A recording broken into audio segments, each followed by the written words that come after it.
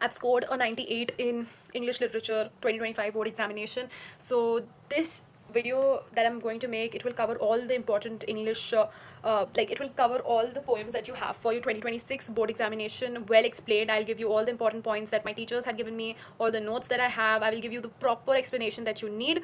You just need to listen, take notes, and remember everything that is there. Even though if you don't want to study right now and you don't like reading poems or you don't understand the poems, just play this video, कान में headphone डाल दो and just listen to it, you will understand what's going on, what the poem is about. And जो words मैं use करने वाली हूँ, if you find those words as good, like you feel those words are nice, like tranquility type का word, अच्छा लगता है सुन के, अरे वाह क्या word है, write those words down and use those words in your exam as well. This is my tip. And also for every poem, at least I have mentioned what type of poem it is. This is the only video you need to watch. Like literally look at this. This is a realistic thing that you are seeing. ये एक मेरा खुद का book है. एक student कितना effort देता है तुम लोग देख लो literally. So coming to the first poem, I want to start with death be not proud by John Donne, I guess. Now what type of a poem this is? This is a Petrarchan sonnet. Okay, this is a Petrarchan sonnet, and you can try to just go through a little bit about the poet. इतना deep dive करने की ज़रूरत नहीं है. Just know some basics, like John Donne was an English poet, scholar. He was from a Roman Catholic family. This is very obvious. You have to know that he is from a Roman Catholic family because in his poem he has used Christian ideology. So you need to know that. And this is a very short poem. If you understand it, it is the easiest. You don't even have to learn it. You just need to remember it like a story, and I'll tell you exactly कैसे याद रखना है. So let's start. Death Be Not Proud by John Donne. Death be not proud. Now death is just what should I say, like a process kind of thing. It's not a human being, but when the poet is saying death be not proud, he is personifying. So this is personification. Then he says death be not proud. So he's basically talking to death, right? He's saying don't be proud of yourself, though some have called thee mighty and dreadful. So he's saying that don't be proud of yourself. I know some people have called you mighty and dreadful, for thou art not so. Means even though people have called you mighty and dreadful, but you are not so.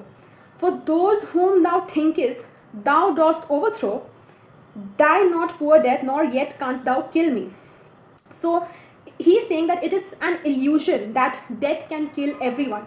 However, he believes, so he's basically trying to endorse the Christian ideology. He's trying to say that human body is mortal and transient, that is temporary, but the soul is eternal and immortal. All right, so he's saying that you might kill me, like you can kill my physical body, but you cannot kill my soul. So you are not powerful, you are not mighty. People call you that, but you are not.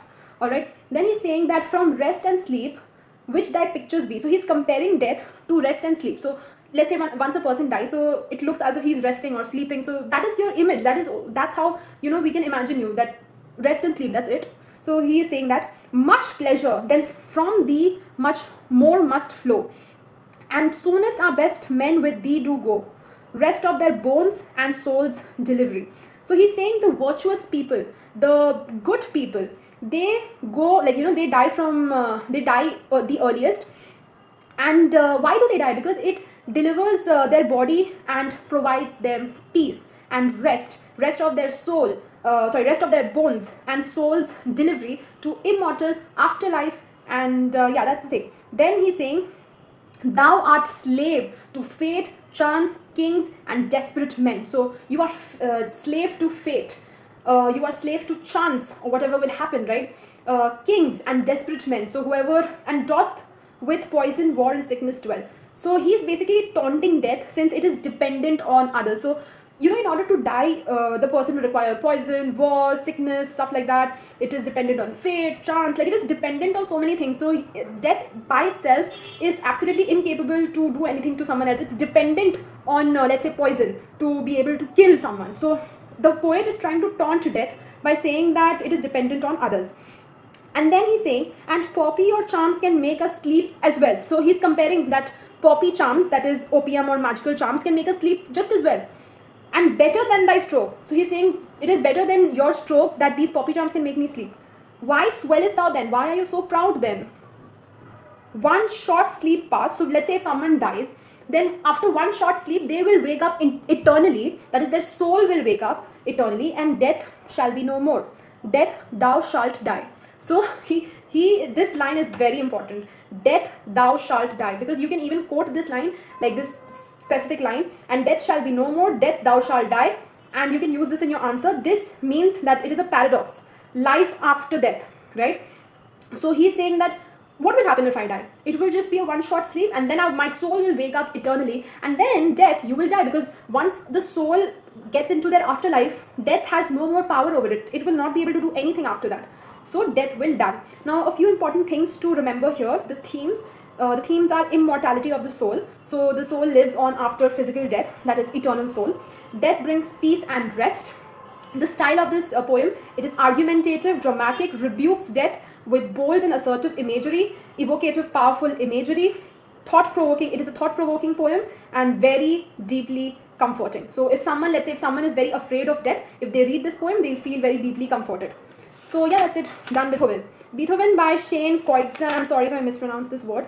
Yet again, you can just read about the poet. But this part is very important, where it says Beethoven by Shane Koitzen is a descriptive poem. You should always know the type of poem it is. That is why I'm always starting. I already told you that for Dead Be Not Proud, it's a Petrarchan sonnet. And for Beethoven, it's a descriptive poem that uses vivid imagery to explore the theme of acceptance. Beethoven suffered from severe physical and emotional abuse, yet his whole existence was so caught up in trying to achieve the pinnacle of excellence, like the absolute perfection of excellence, that he found it very difficult to connect with others. So he was actually trying to improve himself so much that it was difficult for him to be able to relate to others or connect to others. He was just trying to improve himself. And he was trying to basically impress his father. He was just trying to get his father's attention, and it's a very sad kind of thing to, if you think about it, right? Then, Beethoven by Shane Koitzen, listen. This word itself, it has such deep meaning. Like, it just started, and I'll tell you, listen. This first word, this means it is a simple imperative word commanding readers to deeply and attentively listen and absorb Beethoven's iconic music. This one word means so much. So make sure you know that. Listen. His father made a habit out of hitting him. So it is a very unhealthy outlet for his own inner turmoil. See, some men drink, some men yell, some men hit their children. This man, like Beethoven's dad, he did it all, because I guess all men want their boys to be geniuses. Beethoven. Little boy living in a house where a name meant nothing. So little boy here refers to Beethoven. Little boy living in a house where a name meant nothing. Living in a house where mercy had to be earned. So mercy was conditional. This little thing, like, mercy is such a basic thing, and it was conditional. That is, you will get a good treatment, you will get mercy only if, let's say, you perform well. It is very conditional. It's dependent on your action. Had to be earned through each perfect note, tumbling up through the roof. So, okay, now this is an explanation and imagery that you need to understand. So let's say he's playing the note, tumbling up through the roof. So now the note is tumbling up the roof. It's tumbling up the roof to tickle the toes of angels. So basically it's going up to the angels whose harps is a type of an instrument, couldn't hold. So like angels, like imagine the amount of, like the level of, perfection with which Beethoven is playing the music, that he is being compared to angels whose harps, that is their instrument, couldn't hold half the passion, that is their instrument couldn't hold half the passion that was held in the hands of a young boy who was hard of hearing. Now, hard of hearing, that is, he could not hear that well, but he's a musician, he's an artist. It is such a big weakness to not being able to listen to what he is actually playing, like he cannot hear his own music. So it's a weakness for the artist. So what they're trying to say, that these these angels which could not capture half the raw human passion which was infused in this young boy's music. So it was so ethereal, the type of music that he played. Beethoven. Okay, then we come to who heard his father's anthem every time he put finger to ivory, it was not good enough. So who heard, like Beethoven always had to hear his father's anthem. Now father's anthem basically means something that is repetitive, scolding, refrain. Every time he put his finger to the ivory, as in the piano, the keys that is there, so that is being referred to as the ivory. Finger to the ivory, it was not good enough. So every time he would play, his father would say that, not good enough, sort of thing. So he played slowly, not good enough. He played softly, धीरे से बजा रहा था, not good enough. So he played strongly, मतलब softly बजा रहा है पसंद नहीं आ रहा, strongly बजा रहा है पसंद नहीं आ रहा. And when he could play no more, and इतना करते करते जब वो थक जाता था, he could play no more.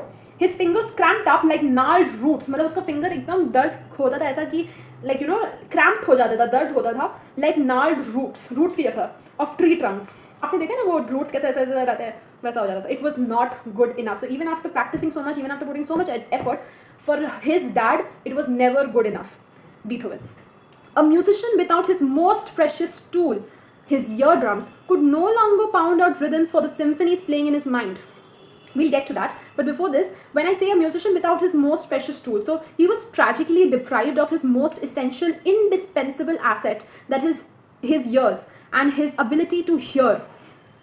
So his ability to hear, his eardrums could no longer pound out rhythms, and for the symphonies playing in his mind, he couldn't hear the audience clapping because his eardrums were not working. He could not play rhythms or symphonies. Like, he had some ideas in his mind, right? He had symphonies in his mind that he could play, but he could not hear them himself. And he couldn't hear the audience clapping. So let's say some audience found the music good and they are clapping, but he cannot hear them. And let's say it is so essential to have motivation while you are doing a performance to, it kind of motivates you. Okay, let's say you went and you played a song and everybody is clapping, you'll be motivated and you'll perform better, right? But this child, he could not even hear anything. So could not no longer pound out rhythms for the symphonies playing in his mind. He couldn't hear the audience clapping, couldn't hear the people loving him, couldn't hear the woman in the front row whispering Beethoven. As they let the music invade their nervous system. Okay, now what we are coming, it is like, it is so, like, his music is so overwhelming, immersive, and it's impacting them physically at this point. Like, his music, already we mentioned that his music was so good that it was being compared to angels. Now we also come to know that his music was so good that it was almost, it was so overwhelming, so immersive that it was taking a physical toll on the people watching, listening to his music rather. So as they let the music invade their nervous system like armada marching through firing cannonballs, detonating every molecule in their body into explosions of heavenly sensations. So it felt like an ecstatic feeling. Each note leaving track marks over every inch of that body, making them ache for one more hit. So it was almost like a musical drug, right? And they just wanted more of it. Like, they were almost addicted to his music. It was so, it was such a good experience. He was an addiction, like just I said, he was an addiction.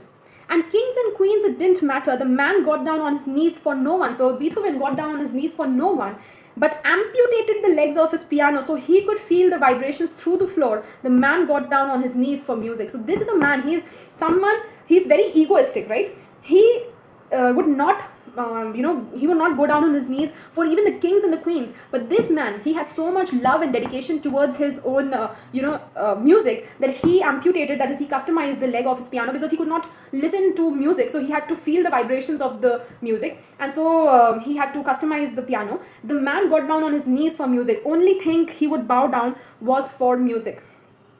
And when the orchestra played his symphonies, it was the echoes of his father's anthem repeating itself. Entire orchestra, coming together. Symphonies basically mean like the entire orchestra was coming together. Every time they would play something, it almost felt as his father's anthem repeating itself, like a broken record. So even though he has grown up now, he's seeing the orchestra playing the music. He oscillates back to his childhood. He is so traumatized by his childhood that even when he hears others playing the music, it's just a normal reflex for him now. Now he just keeps on imitating his own father's reactions. He would always be dissatisfied, just like his father was with him. So orchestra tried to pacify him, but it was never good enough. We'll get to that. So it was not good enough. So they played slowly. So they as in the orchestra, they played slowly, not good enough. So they played softly, not good enough. So they played strongly, not good enough. This repeats, like, this sounds similar to something that is when Beethoven would play strongly, softly and all that, his father would say it's not good enough. And now Beethoven has grown up and now he's saying to his, the people in his orchestra as not good enough. So it's basically his father's trauma that he got, that he's oscillating back to his childhood and he is reflecting his father's behavior to others. Now, obviously, if he's being disrespectful to others, so now the others will also try to mock him because they are not related to him, right? So if you will be rude to me, I will be rude to you back. It's like that. So they, that is the orchestra, the people, they try to mock the man, make fun of the madness by mimicking the moments. So this is so hurtful because they try to mimic the movements, holding their bows a quarter of an inch above the strings, not making a sound. And it was perfect. So basically, whenever they would do something, he would say not good enough, not good enough. So they tried to mock this man because he could not hear anything. So they removed the the bows a quarter of an inch above the strings, and it did not make a single sound, and it was perfect. So because people are not going to tolerate such a behavior or reaction, because the behavior that Beethoven showed to them, people would not tolerate that. They are not responsible for his mood swings, right? So they were mocking him, and that is very sad as well. Anyways, you see the deaf have an intimacy with silence. So the people who are deaf, they seem to have an intimacy with silence. That is an intimate relation with silence. It's there in their dreams, so they cannot hear anything. So obviously it's there in their dreams, and the musicians turn to one another, not knowing what to make of the man, trying to calculate the distance between madness and genius. So this man, Beethoven, he could not hear anything. So either he is absolutely mad or he is genius, because he is like, he's just using the vibrations of the music, that the instruments that he is playing, and playing such powerful music that is like, as they already mentioned in the previous paragraph, like it was his music invade their nervous system like Armada and all that. So which means his music was very impactful.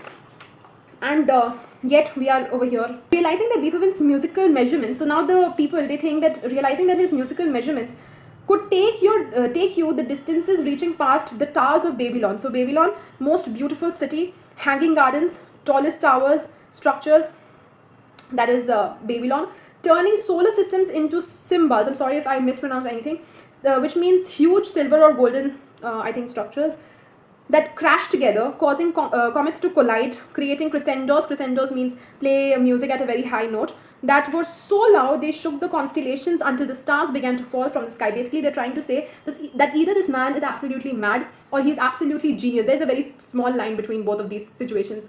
So he's either mad or he's genius, because his music is so good that it is going past the towers of Babylon, turning solar systems into symbols, and that crash together, causing comets to collide, creating crescendos that were so loud, whatever. So these are the explanations of his impactful music and what it would do. Always remember these portions. These are very important portions, that what his music did, right? And it looked like the entire universe had begun to cry. Distance must be an illusion. The man must be a genius. As you can observe, must is written in capital, which means they were questioning first, like, is he mad, is he genius, and now they're answering themselves that he must be a genius because his music is actually so impactful. Beethoven, his thoughts moving at the speed of sound. So he has a very active brain, creative ideas make sense out of music. So his thoughts are working at the speed of sound, transforming emotion into music. So he had emotions and he would transform them into music. Now he has vented his emotions through his music, so he has restored joy.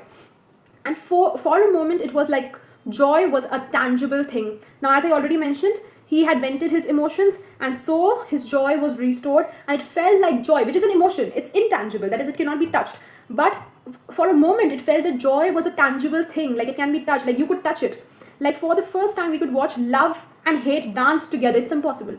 Love and hate cannot dance together. But they are saying, like, for a moment, joy feels tangible, love and hate dance together in a waltz of such precision and beauty that we finally understood that history wasn't important to know the man. So history wasn't important to know the man. Like, as in, we did not have to know history to know Beethoven. All we ever had to do was listen. So what the poet began, like, he started with this word listen, and he ends with the word listen. So he is trying to say, pay close attention to his music, intentionally listening to his music. So you need to intentionally listen to his music. All that kid ever wanted was to be heard. He always wanted to be heard. He wanted his own father to listen to his music. So that is why the poet keeps on emphasizing, we did not have to know about his history, his past, nothing. We just had to listen to him. That's all this Beethoven he ever wanted. Alright, this is a very, very beautiful poem. I actually love this poem.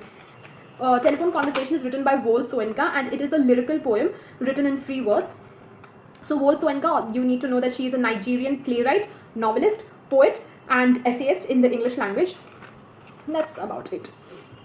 This portion is very important on page 46. Telephone Conversation is a provocative satire of racial prejudice, misguided civility, and the power of language. Very fancy words. But if you use these fancy words, your answer will look really good. So you can just see, you just know a few of these words here and there and just add those in your answer, like in the long answers, then it will look good. Even though Telephone Conversation se long answer aane ka chances bahut kam hai. But nonetheless. The poem describes a phone call between a landlady and a speaker who is black about renting an apartment. The landlady is pleasant until she learns that the speaker is African, at which point she demands to know how light or dark the speaker's skin is. In response, the speaker cleverly mocks the landlady's ignorance and prejudice, demonstrating that characterizing people by their skin color diminishes their humanity. So this poem is, dates back to the type of behavior that people showed, the racial discrimination that was very prevalent, and I think it's still prevalent. Nonetheless, telephone conversation.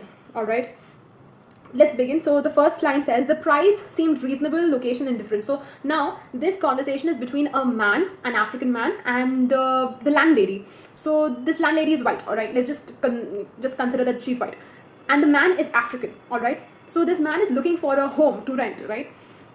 So he calls this woman, and he is like, he thinks that the place is the price was reasonable, वो घर के लिए price is okay, location is indifferent, सब कुछ ठीक है. The landlady swore she lived off premises, as in landlady उधर नहीं रहती थी, she did not stay in that place, which means that it's good for him, because if she would stay there आसपास में, then she would always be like, she would keep on nitpicking him that don't come late, don't make this so messy. So it's very annoying if the landlady stays there. But the landlady did not stay there, and that is a positive aspect. So he's saying that the landlady swore she lived off premises, and कोई problem नहीं, कोई issues नहीं है, which means everything was okay, nothing remained, कुछ बाकी नहीं था, but self-confession.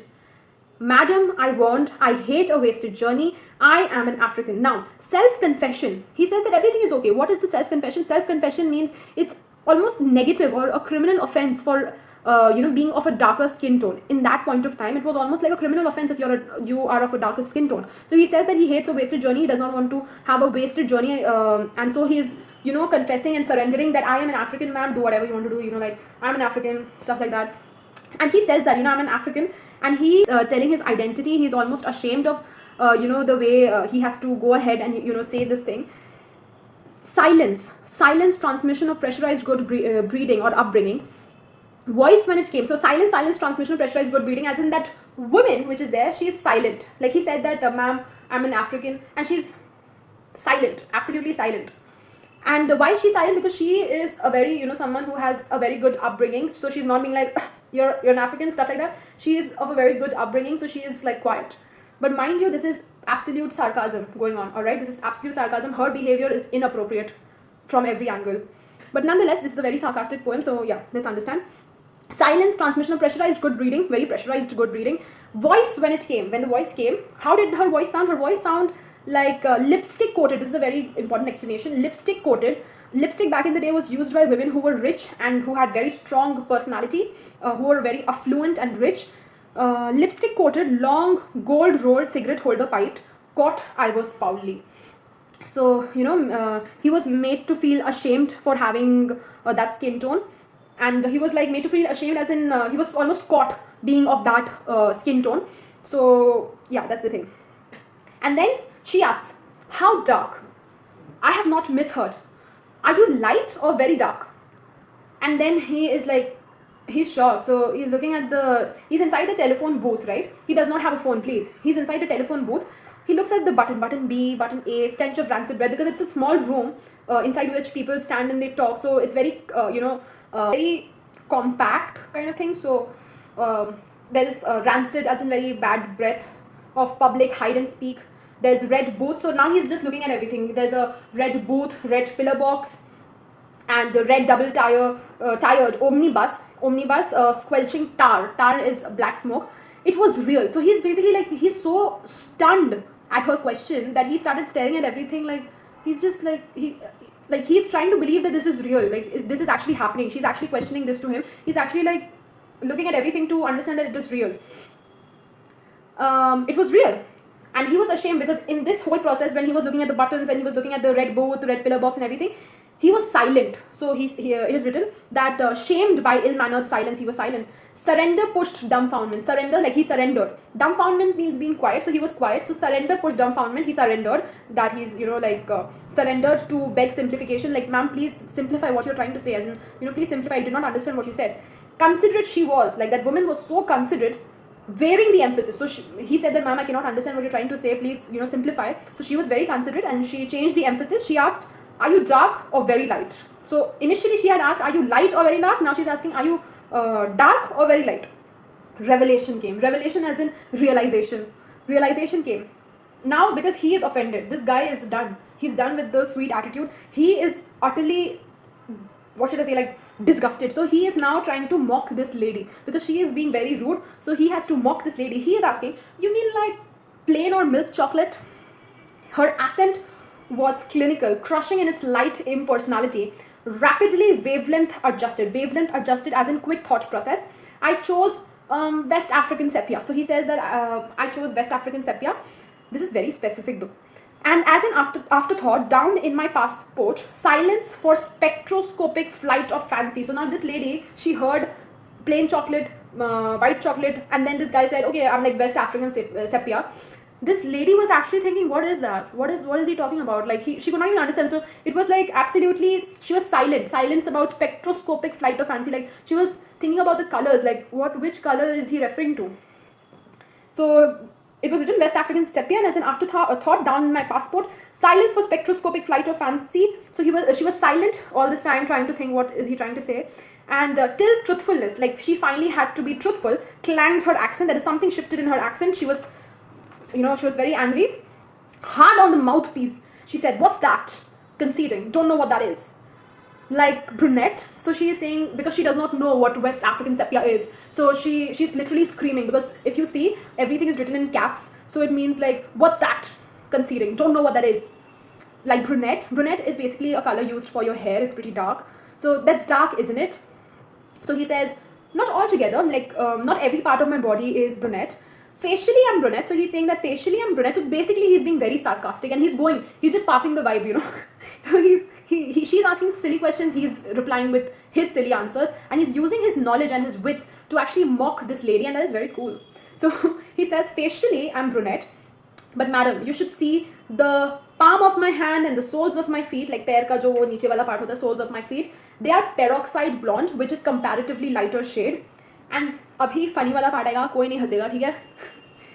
Friction caused foolishly, madam, by sitting down, like when we sit, तो उससे friction होता है, and because of that, foolishly, madam, because of that, it has turned my bottom raven black. So because of that, his bottom has turned raven black. So sad.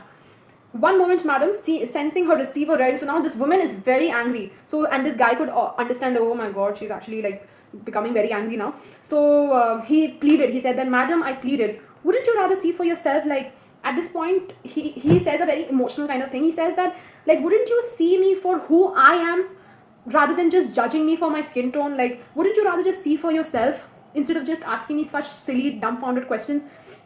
So a few important points that we can talk about in this poem is that we have points like racism, there are cultural differences, racial prejudice, and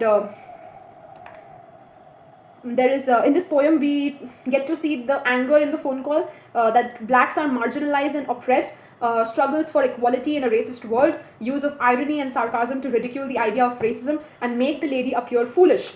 And let's say when you're writing an answer, what we can do is, like, for introduction, you can mention the condition of the blacks in the white society, right? The black people in the white society, how they used to be treated, what did they lose out because of the color of their skin. Second para, you can talk about the black people interpreted, how the blacks were interpreted, and their, the racial prejudice that was there. How did they feel about their experiences, the self-confession, wasted journey, points like that you can add, even though there's very less chances for this poem to come in your year because it's already done. So yeah, that's there. Okay guys, location thoda sa change ho chuka hai, but anyways, we are left with 2 more poems and it will finally be completed.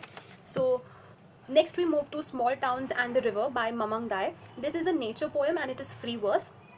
Now this poem, we'll firstly read a little bit about what this poem is on page 61. Small Towns and the River from Dai's collection River Poems. This is very important. This is a poem which has been taken from Mamang Dai's collection of poems, that is the River Poems, is a poem about life and mortality. So this poem is basically about life and mortality, the eternal flow of the river being contrasted with the limited span of human life. So basically human life is very transitory, very temporary, and once the person dies, the life is over.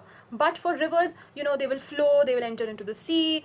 Sometimes, the river might, the water in the river will evaporate, form clouds, it will move to the mountains, it will rain, it will return back. So it's a never ending cycle, like it goes on and on. All of us know the basic geography, biology, jo bhi pata nahi. This poem is taken from a collection from River Poem. It deals with the theme of mortality, small towns indicating death, and river indicating life. These are the basic key points. Now we come to the main poem. Okay, so the first part of it, it speaks about the town. Okay, so what are they saying? They're saying small towns always remind me of death. So small towns, this is basically going to be a symbol of stagnation. That is, there are no changes at all. My hometown lies calmly amidst the trees. Trees represent tranquility. It is always the same. It is monotonous. There is stagnation. There's no change. In summer or winter, with the dust flying or the wind howling down the gorge. Wind howling down the gorge, it's howling basically refers, like, it is referring to desolation, and wind howling down the gorge is personification. So basically over here she is trying to say that, you know, that her, where she is living, death is very common. Is like, you know, everything is very stagnated. There is no change throughout the year. Just the other day someone died. That is, death is common, as I already mentioned. In the dreadful silence we wept, looking at the sad wreath of tuberoses. Now, in the dreadful silence we wept, over here we also come across a very new figure of speech, which is known as enjambment. It is spelled as Enjambment. I hope so, that's correct. It means a sentence or a phrase that runs over one line or phrase without a pause or a break. All right. So in the dreadful silence we wept. So she's saying that in her village somebody died. In her town, somebody died. That is, death is common, and in the dreadful silence we wept. So in a small town, everybody is connected to each other. Everybody knows one another. In like, let's say in cities, people don't even know who are their neighbors, but in small towns, in villages, people know each other very well. So over here she is saying that in a small town everybody knows, they are connected, even though they are not connected, they're not related to each other, but they still know each other, and they are very, you know, like, united. So if someone loses a member, they will cry and weep for that person. So in the dreadful silence we wept, looking at the sad wreath of tuberoses. So you make wreaths and place it on the, wreaths are basically like, you know, like these round structures which has flowers and leaves on it, which you place it on top of the dead person. Then life and death, it's a circle, it's a repetition, it's continuous. Only the rituals are permanent, and life and death is impermanent. They keep on. It is the cycle of life, it is continuous, but the rituals are permanent. Like, the rituals have been continued since ages, right? Now this was this whole portion that I just said. This completely talks about the town. Now moving forward, we come to the river, which is the second part, right? The river has a soul. So as soon as it started, we have personification. The river has a soul, that is a life of its own. In the summer, it cuts through the land like a torrent of grief. So in the summer, the river, you know, let's say the ice will melt, or it will rain, or whatever is going on, and the river will flow and it will cut through the land, and it is almost symbolizing that there is a torrent of grief, there is sadness, there is grief. Sometimes I think it holds its breath. So here sometimes it's being repeated twice, so maybe they're trying to emphasize something. What they're trying to say, I think it holds its breath, as if it is searching for something. It is holding its breath, seeking a land of fish and stars. Fish and stars are mythical references. River goes to sea, there's water cycle, and what she's trying to say, that it wants to go back where she comes from, right? The river has a soul. This is repetition, refrain. It knows stretching past the town from the first drop of rain to dry earth, and mist on the mountain tops. Mist on the mountain tops is alliteration.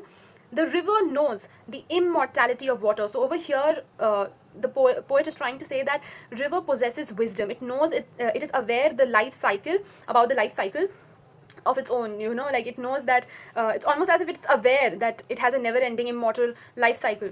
So they are trying to say that the river has its wisdom, right? Then a shrine of happy pictures. Shrine is a sacred place. A shrine of happy pictures marks the day of childhood. So childhood is full of joy and free from all worries. Small towns grow with anxiety for the future. So over here we can, you know, there's the imagery that is going on. Basically, you need to understand is that you know, your childhood are like those happy pictures, you're free from worries and everything, but as you grow older, there are worries, the future is restless, and there's so much anxiety. So small towns grow with anxiety for the future as time progresses, right? The dead are placed pointing the west. So now I think it's like a tradition where, like, the sun sets in the west, right? So similarly, it's symbolic of the sun setting in the west is symbolic of ending of day. Similarly, it might be referring to the end of life, and that is why maybe the dead are placed pointing the west. However, the soul rises and it walks towards the golden east, because the sun rises in the east and it's like golden when it rises. If you've ever woke up in the morning, you will see that the sun, when it rises, it's very golden and it shines. So it is believed that the dead is placed pointing the west, but its soul rises in the golden east into the house of the sun. House of the sun refers to maybe heaven and the eternal abode. All right. Then we come to in the cool bamboo, which when placed under the sunlight is restored, right? So it is restored under the sunlight. So bamboo, if you've ever seen it, is hollow. So maybe it is symbolic or suggestive of the human body, which is also hollow. So life is restored once we enter the other world, the afterlife, right? Which is like the sunlight. Life matters like this. As long as you have life, it is precious. Okay. The poet ends the poem in a couplet. She says, in small towns by the river, we all want to walk with the gods. There is every man's desire to enter to the east and walk with gods, or enter the eternal glorious life of those beings. So it is a burning desire for every individual. That's it. And now we come to the most boring, utterly boring poem. I'm sorry, like this is a very, you need to understand this a lot. And I'm starting with Tithonus, written by Alfred Lord Tennyson. I mean, this is so boring though. You need to understand a few characters here. So, Aurora had asked Zeus, I don't know, to give Tithonus, who was her romantic lover, and she had asked Zeus, like who was the god, to give Tithonus. He forgot to ask Zeus to give Tithonus youth, but rather she asked only to give him immortality. Now the issue is Aurora is also immortal. She's like a goddess, right? She's immortal. And Tithonus is also immortal, but Aurora is immortal with youth, and Tithonus is immortal without youth, which means that he will be alive while decaying. Like literally, his body will wither out, but his soul, like, he will still exist. Like he won't even die. Like nothing will happen. He won't even enter. Like he's stuck. He's He's so messed up. Anyways, so we start with the poem. The woods decay and fall. So this is basically explaining the cyclic way of nature. The vapors weep their burthen to the ground. So it is expressing a layer of sorrow, as if the skies mourn the fate of all the things that must eventually decay and fall. Man comes and tills the field. He, zameen ko aisa khotta hai wo, and he lies beneath. So when you die, then you have to lie beneath. And after many a summer dies the swan. So basically it's believed that summer ke baad swan dies. Me only cruel immortality. Over here, me refers to Tithonus, and he's very sad. He's so sad and depressed, and he's saying that even the swan dies, but look at me, I'm immortal.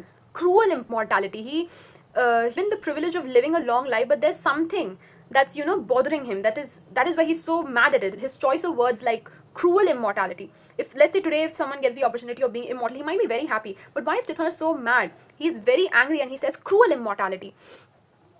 Me only cruel immortality consume. I wither slowly in thine arms. In whom arm is he withering? He's withering in the arms of his lover, Aurora, because Aurora is young, she's beautiful, and she's youthful, while Tithonus, on the other hand, he's old. He's like, ew, he's like old, he's very old. And he's withering in thine, like, I wither slowly in thine arms, in the arms of Aurora kiosk. Here, at the quiet limit of the world, like in the farthest limits of the east, right? A white-haired shadow roaming like a dream. So he says that his life is so formless. The ever-silent spaces of the east. So ever-silent spaces, as in they heard about the east, but they don't exactly know what goes on over there. So they consider like the ever-silent spaces of the east, not a place which was, explored as such. Far-folded mists and gleaming halls of morn. So it is suggestive of the unattainable beauty and renewal of the dawn, which is out of his grasp. Alas, for this grey shadow, once a man so glorious in his beauty. So now he's trying to recall his past, and past vitality and glory, a profound sense of loss that he is going to explain in the next 4 lines. So he says, alas, sad and grieving, for this grey shadow. So he's reduced to a grey shadow, who was once a man so glorious in his beauty, and thy choice, as in he's talking Aurora's choice, who maddest him thy chosen, that he seemed to his great heart none other than a god. I asked thee, give me immortality, then didst thou grant mine, asking with a smile, like wealthy men who care not how they give, but thy strong hours indignant worked their wills. Basically, let's say when a beggar is asking money from, let's say, a rich man, not trying to generalize, but according to what he's trying to say is like, you know, rich men, like they will give money. Let's say they'll give 200 रुपया का note फेंक दिया मुंह में, but the way they're giving is like they're throwing the money on your face. Similarly, he's like comparing that how rich people, they do help, but like in such a disrespectful manner and such an inappropriate manner. So he asked for immortality, and Aurora, you know, she worked her best and she actually gave him immortality, but she could not give him the youth. And immortality without the youth is a curse. It's not even a blessing at this point. It's a curse for him. And beat me down and marred and wasted me. So he's like so exhausted. His exhaustion is in his choice of words. He beat me down, marred and wasted me.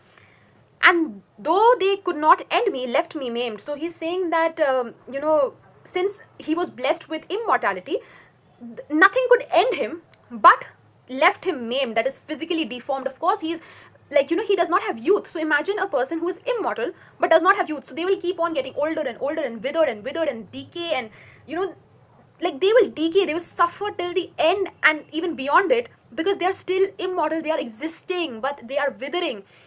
That is so much worse. To dwell in the presence of immortal youth. So he says that imagine I'm withering like this in front of my lover who has immortal youth, and he's talking about Aurora, and she's youthful, whereas Tithonus is old.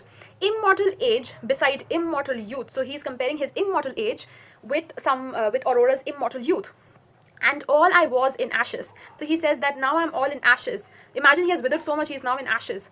Can thy love, thy beauty make amends? Like, can it make changes? He's questioning Aurora. Like, can your beauty and love can change? Though even now close over us the silver star or the Venus, for love, it refers to, you know, symbolic of love. Thy guide, that is his guide, shines in those tremulous eyes that fill with tears. Tremulous as in shiver eyes that fill with tears. To hear me, let me go, take back thy gift. So he's so frustrated. He's literally saying that, you know, take back your gift of immortality. Take it back. Leave me, please. He's so done. Why should a man desire it anyway? He's like so done. He says that why should a man desire this thing of immortality? Which stupid man thinks of it? Tithonus, it's you, man. It's your fault. Anyways, why should a man desire in any way? Don't desire for something not given to them, right? Like, you should not desire for something which is not given to you. Humans are not supposed to be immortal. Only gods are supposed to be immortal. Why did he desire that in the first place? It's his fault. It's always his fault. Anyways, to vary from the kindly race of men, like exactly, every man is mortal and he dies, but he tried to vary, he tried to distinguish, and he's tried to be like, I'm the best, and then he messed up. To vary from the kindly race of men, or pass beyond the goal of ordinance, where all should pause, as is most meet for all. That is, everyone should, you know, the goal of ordinance, everyone should pause, that there should be an end to everybody's life, right? A soft air fans the cloud apart. There comes a glimpse of that dark world where I was born. So there's a modification in the atmosphere, heart-touching reminder of what he had lost, or the mortality. So a soft air fans and the cloud apart, and there comes a glimpse. So he can finally see a glimpse of that dark world, that is basically referring to Earth, where he was born. Once more, the old mysterious, that is sinister glimmer steals from thy pure brows, that is the forehead, and from thy shoulders pure, and bosom beating with a heart renewed. So her heart begins to you know, heal, and then she's getting her youth renewed. And so basically, from thy pure brows and from thy shoulders pure, it is stealing something precious. Basically, what he's trying to say, that thy cheeks begin to redden through the gloom, thy sweet eyes brighten slow. So when, you know, a new day happens and Aurora is renewed, her youth is renewed, while Tithonus sits there all old, withered, in ashes, and he can see his lover, Aurora, his romantic partner. She is, her, you know, her brows, her shoulders are pure, her bosom beating with a heart renewed, her heart is renewed, her cheeks begin to redden through the gloom, the sweet eyes brighten slowly, close to mine as in his. Or yet they blind the stars. So her light is so bright that it blinds the stars, and the wild team, that is the chariot of horses full of vitality and vigor, the wild team refers to that, which love thee, yearning for thy yoke, arise and shake in the darkness from their loosened manes, that is long hair of the horses, and beat the twilight into flakes of fire. So sunshine horses, so, you know, the hair is being referred to that, expressing the power of and the majesty of the natural world that Tithonus can only observe. So he is just observing everything. He can just observe the mighty, majestic beauty of that. Lo, ever thus thou growest beautiful, in silence then before thine answer given, departest and thy tears are on my cheek. So, and thy tears are on my cheek, symbol of shared sorrow. Basically, Aurora also felt bad seeing her partner just withering, and her tear falls on his cheek, and it is a symbol of shared sorrow. These lines basically, there is grief from both the lovers. Why wilt thou ever scare me with thy tears, and make me tremble lest a saying learnt in days far off on that earth, on that dark earth, be true? The gods themselves cannot recall their gifts. So, when gods give a gift, even they themselves cannot take it back, because a gift given cannot be taken back. It's just given. Now the person might throw it away, but then you have given it, you cannot, and you should not. That is so bad. If you've given a gift, you should not take it back. All right. And yeah, me. So it is a signal of deep cry. So it's like me, like it's a deep cry. So we always say, why me, God, why me, sort of thing. So he's just crying. With what another heart in days far off, and with what other eyes? So speaker expresses longing for the past, contrasting his former vitality to his present despair. I used to watch if I be he that watched, that lucid outline forming round thee. So, have you seen halo around the angels? Like that एक gold type का रहता है, that thing. So the lucid outline forming round these, saw the dim curls kindle into sunny rings. So he's referring to the hair. Changed with thy mystic change, and felt my blood glow with the glow that slowly crimsoned all. So his blood glows with warmth.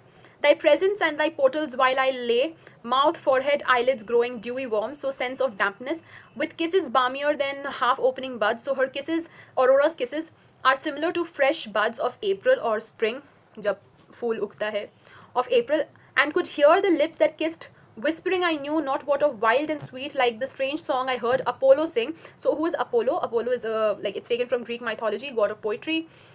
While Ilion, like a mist, rose into stars. Yet hold me not forever in thine east. So basically, east, which was like a source of warmth and joy, now it feels cold to him. So he's like so traumatized, he's so sad and so so in despair that he's just feeling cold. He just does not want to stay here. How can my nature longer mix with thine? So he's saying, like, look at me and look at you. How can we even mix with each other? Immortal aging blend with immortal youthfulness. It cannot happen. It's immiscible. Coldly thy rosy shadows bathe me. Rosy shadows like sunrise, bright red. It bathed me as in from over his body. Cold are all thy lights, and cold my wrinkled feet upon thy glimmering thresholds, when the steam, so upon the glimmering thresholds, like her beautiful palace, when the steam floats up from those dim fields about the homes of happy men that have the power of to die. So he's basically referring to the ordinary men who live on earth. He says that they're happy men because they have the power to die. Now it's something that was once a very common thing, very ordinary, and he was trying to be different, he was trying to be immortal. It's over. It's over. Now he's literally thinking that the fact that humans can die is a gift. It is the power to die. And grassy barrows of the happier dead. Grassy barrows where people die and they're happier. They're at least happier that they are dead. There's an end to it. Release me, restore me to the ground. Thou seest all things, thou wilt see my grave. So he's saying that, leave me. Like he feels that he's being he's being held by Aurora, so he feels like he's being captured, he's in pain and in sorrow, and he's saying that thou seest all things, thou wilt see my grave. So he's saying, Aurora, that you have seen everything about me, and now you shall see me in grave. Thou wilt renew thy beauty morn by morn. I, in earth, forget these empty courts, and thee returning on thy silver wheels. So that's how we end it. It's a very simple poem, and a very lengthy one, to be honest. It shouldn't be this lengthy, like, damn. But okay, we're done with Rhapsody, and that's it. And also I'm thinking to make a video for Macbeth, and let me know, because if I make a video on Macbeth for all the acts and all the scenes, it is going to be a very lengthy video, probably like 2-3 hours for that whole thing. So if you want me to make a one shot for that, but it'll be a lengthy one, let me tell you, it'll be around 2-3 hours, then please comment down below so that I can make a video on that as well. And yeah, that's it. All the best guys. I'm so tired. Please subscribe कर देना यार. कितना मेहनत से बनाया. मेरा आज college का सेमिनार था, उसके बाद मैंने ये वीडियो बनाई है बहुत फास्ट.